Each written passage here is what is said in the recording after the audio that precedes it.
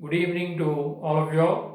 In this video, we wish to see what is the Thevenin equivalent for an RC circuit.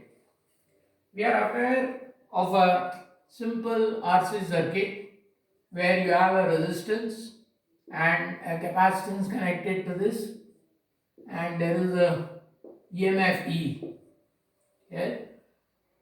We know, let's say there is a switch here.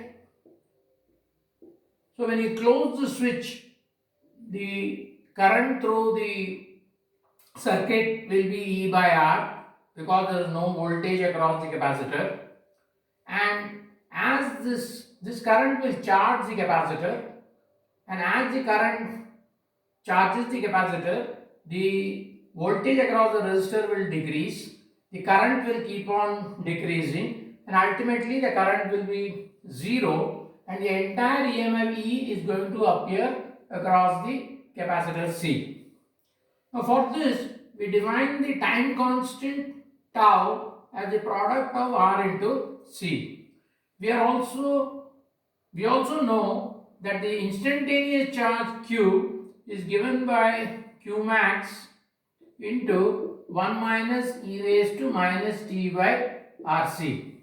Q max is nothing but E into C. The entire EMF E appears across C, so that would be E into C. We can now write Q by C is equal to E into 1 minus e power minus t by RC. Q by C is nothing but the instantaneous voltage across the capacitor. So this way we know the time constant and the instantaneous voltage across the capacitor. Now this was a fairly simple basic elementary circuit, but supposing the circuit is a bit complicated. So let us say you have a voltage V, a resistance R1 like that, and a resistance R2, R3, and across this terminal we are going to connect the capacitor. This terminal A and B, we will connect the capacitor across this. Now the question is, what will be the time constant of the circuit, and what will be the maximum voltage across the capacitor. To do this, we would like to replace this entire circuit by an equivalent circuit.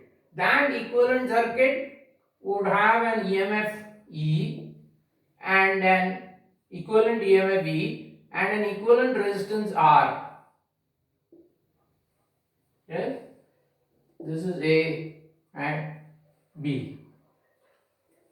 So, once we are able to reduce this circuit to a simple circuit like this, then the case becomes like this case, where you had an EMF, a resistance and a capacitor in series.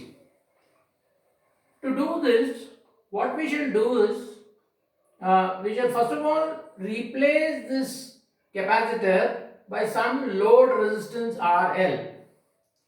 The reason why we are doing it is, it doesn't matter what you connect here, whether you connect a capacitor or whether you connect a resistor, it doesn't matter.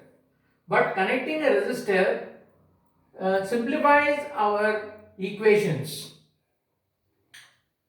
Yes, when we apply the Kirchhoff's loop law or the Kirchhoff junction law, the equations are fairly simple. So therefore, we will replace it by replace the capacitor by some resistance RL. Then what we wish to do is, if you have a resistance RL here, there will be a current IL which flows through the resistance. So here again I am showing RL here, and that same current IL should flow through the resistance for this equivalent circuit also. For this equivalent circuit, IL is E by R plus RL. So what we shall do is, we shall write IL in terms of the V, R1, R2 and R3, and then compare both these ILs, and by comparing the terms we will be able to get the equivalent E and the equivalent resistance R. Yes, this equivalent E is also called as the Thevenin equivalent voltage. Thevenin equivalent voltage, and this R is the Thevenin equivalent resistance. So let us see how we can do this.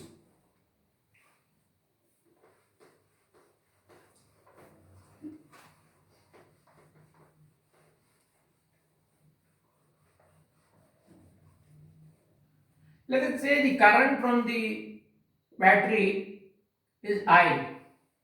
This I can be written as V, this V divided by the equivalent resistance. Now you see R3 and RL are in series. This series combination is in parallel with R2. And this combination of R3, RL and R2 is in series with R1. So therefore, you will have the current I as V by the equivalent resistance. These two are in series, so that will be R3 plus RL. Now when two resistances are in parallel, if you have RA and RB in parallel, the equivalent resistance is RA RB by RA plus RB. So this is your RA, this is your RB. RA RB by RA plus RB. Then R1 is in series, so plus R1. That will be the current I. Now we want the current IL. IL would be, now this current I divides into two branches. These two branches are in parallel. Now current in a parallel circuit is in the inverse ratio of the resistances. So let us, the resistance ratio for both these is R2 is to, or rather I will say R3 plus RL is to R3. This branch has got a resistance R3 plus RL. This branch has got a resistance R2. So this is the ratio. So IL would be I divided by the total number of parts, which is R3 plus RL plus R3. This is R2. This is R2. R3 plus RL is to R2 by R2 into the inverse ratio. So therefore R2 in the inverse ratio of the resistances. So that is IL. So we can write I, substitute I from the above equation. You will have V by R3 plus RL into R2 by R3 plus RL plus R2 plus R1, that is your I, into R2 by this term here, R3 plus RL plus R2. Yes. So let's take the LCM here.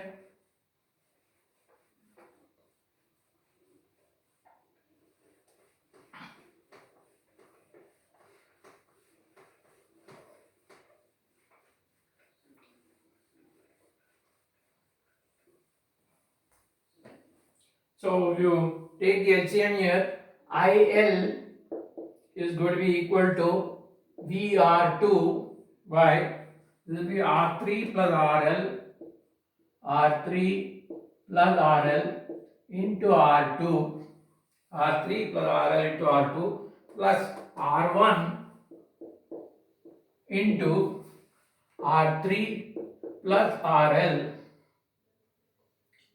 plus R2. Yes, and you will have into 1 by Here this whole thing will be divided by R3 plus RL plus R2, and here also you have the R3 plus RL plus R2. This will cancel.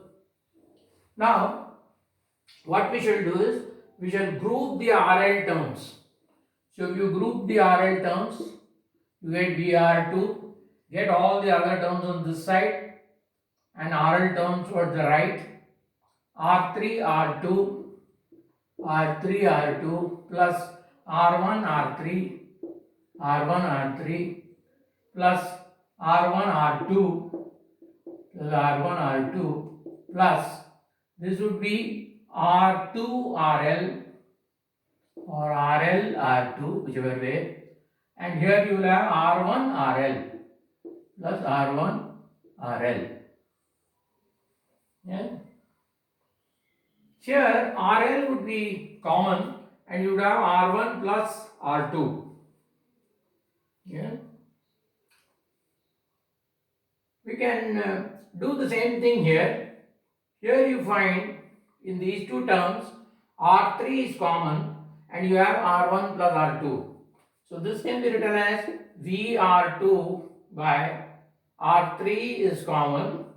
You have R2 plus R1 plus R1 R2 plus RL is common.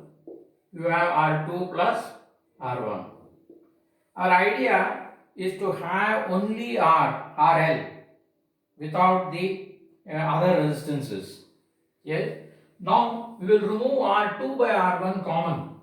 If you remove R2 by R1 common, R2 plus R1 rather, if you remove R2 plus R1 common, you will get VR2 by R2 plus R1 by 1 by R3 plus R1 R2 by R1 plus R2 plus RL. Yes. So if you multiply this, you get the above term. R2 plus R1, if you multiply, it will be R3 into R2 plus R1. When you multiply this R1 plus R2, R1 plus R2 will cancel, you will get R1 R2, and here you will get RL into R2 plus R1. So we have isolated this RL. So now the question is, how do we get the Thevenin equivalents? We saw for the Thevenin equivalent, IL was E by R plus RL for the equivalent Thevenin circuit. Now you compare. If you compare, this term here is E. So E is nothing but VR2 by R2 plus R1. And you have got RL here, and this term which is added to RL is the equivalent resistance R. So R would be R3 plus R1 R2 by R1 plus R2. Yes? So those are the equivalent Thevenin voltage and the equivalent Thevenin resistance. Yeah? Let us see how we can write this directly without having to do all these manipulations. Let us get back to the original circuit.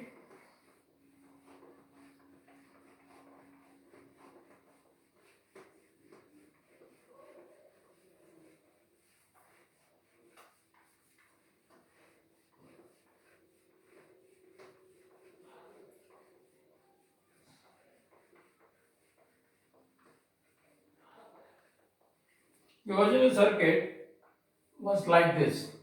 You had a V here, you had R1, you had R2 and R3, and you had the terminals A and B across which the load resistance was connected. It doesn't matter whether, so here there was a resistance RL connected it, or it could be a capacitor. It doesn't matter, we said what it is. Now, how do you get the R equivalent? The R equivalent is got by seeing the equivalent resistance across the terminals A and B. If there are any sources like this, the sources must be shorted.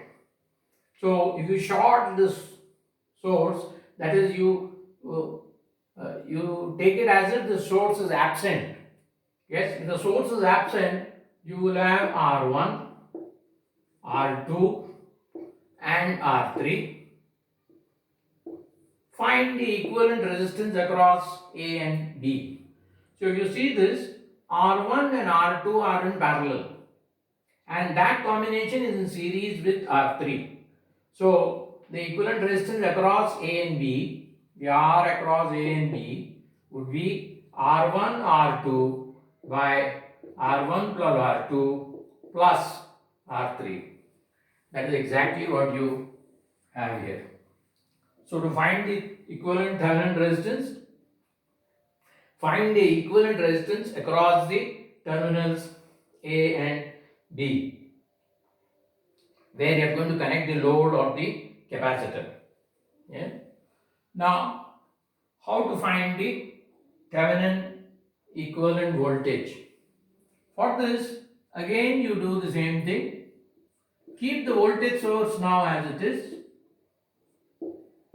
This is R1, this is R2 and this is R3. Keep the terminals open like this without the load. Now find the voltage that will appear across A and B for this circuit without the load resistor or the capacitor. So now, because this R3 is not in a loop, one end is open, there will be no current through R3.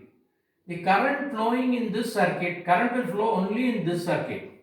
That current I would be equal to V by R1 plus R2, voltage divided by the resistance.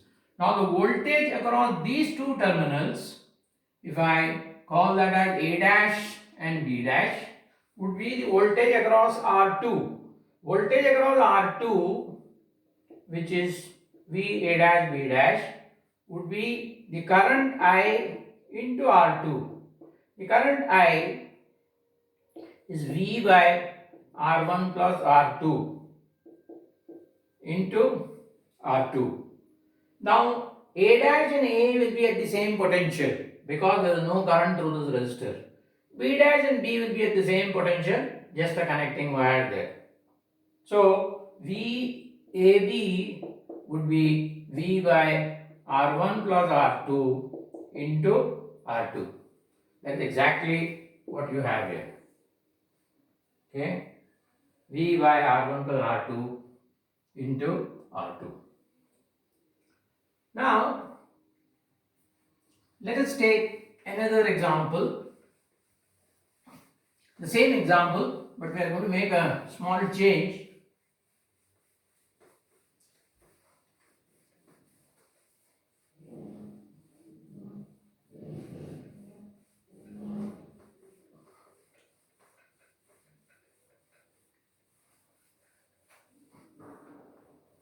We have the same circuit here, but we are going to connect the capacitor here and put R2 this way as it is and R3 as it is. R3 as it is. This is the voltage V, this is the capacitor C. Now we would like to find out what will be the Thevenin equivalent voltage and Thevenin equivalent resistance. Now for us the terminals are A and B.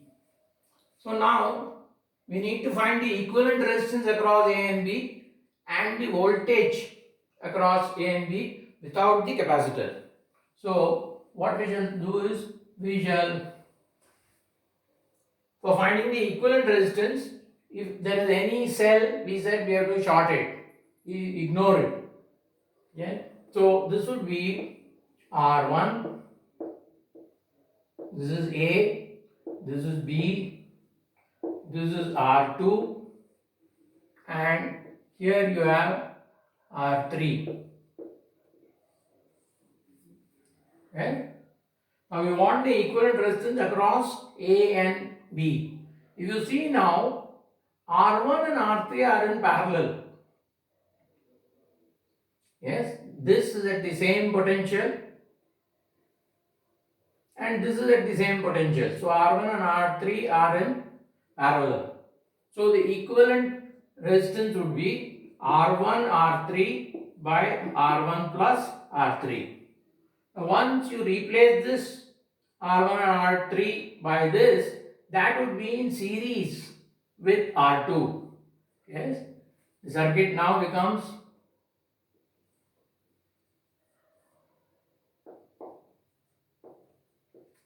this is R1 R3 by R1 plus R3.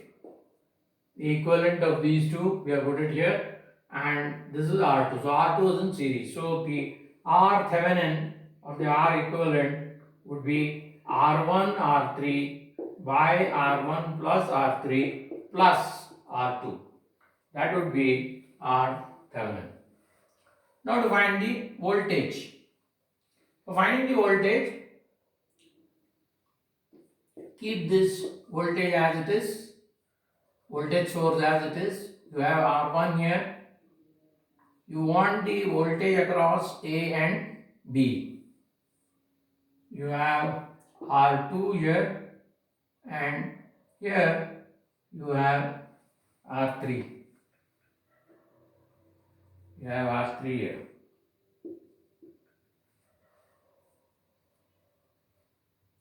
Now you see this. If I call this point as B dash, since there is no current through R2, B and B dash will be at the same potential. So the potential difference across A and B is the same as the potential difference across A and B dash. The potential difference across A and B dash is nothing but the potential difference across R3. Now, if there is a current I flowing in the circuit, that current I would be V by R1 plus R3. It will flow in this sense, and there will be no current in this branch. So the voltage across R3, V across R3, which is nothing but the voltage AB dash, that would be the current I, which is V by R1 plus R3 into R3. Yes, that would again be equal to VAB. That is your V Thevenin. Yeah. So therefore, the equivalent circuit now becomes your